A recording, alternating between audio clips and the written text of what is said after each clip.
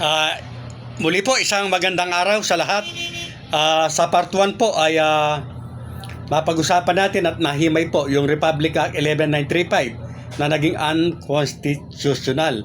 Ngayon po, hihimay naman po natin sa part 2. Yes po, sa part 2, yung po mga isinusulong na batas na naman ng Congress.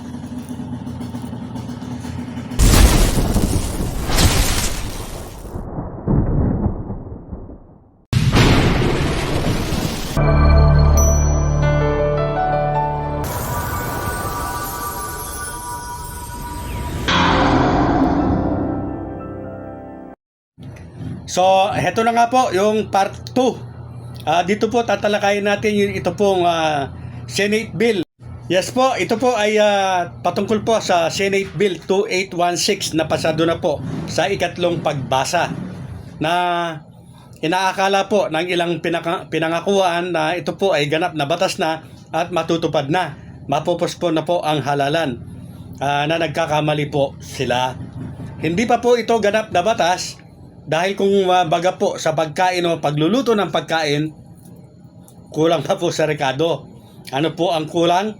Ang kulang po dito ay yung pong batas na gagawin po ng Kongreso para magkaroon po sila ng bicameral pagsasanib pwersa para aprobahan kung ano po yung mapagkakasunduang bersyon.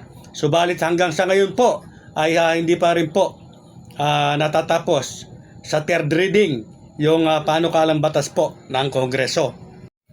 Balikan lamang po natin yung Senate Bill 2816 na aprobahan po ng Senado. Ito po ay naglalaman ng 4 na taon po ang isang termino.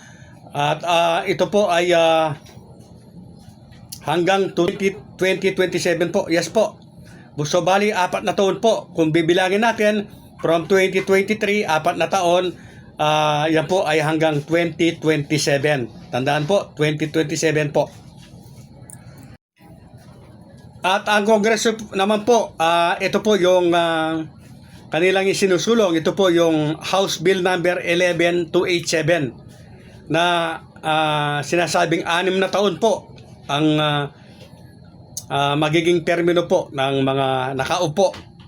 Ano po, dahil postponement po kasi ang gusto nila. So 6 na taon po ang karagdagan para po sa nakaupo. So from 2023, yes nga po, sa 2029 po magtatapos ang kanilang termino. So yan po yung dalawang version ng na magkaiba ng Senado at ng Kongreso na hanggang sa kasalukuyan po ay hindi pa rin po o wala pa rin pong batas na napagkaisahan o naipasa. Kaya ang ruling po ng Korte Suprema ang siya paling nangingibabaw hanggang sa kasalukuyan. Hintay-hintay lamang po tayo at ilang araw na lamang po. Bukas ay Lunes na.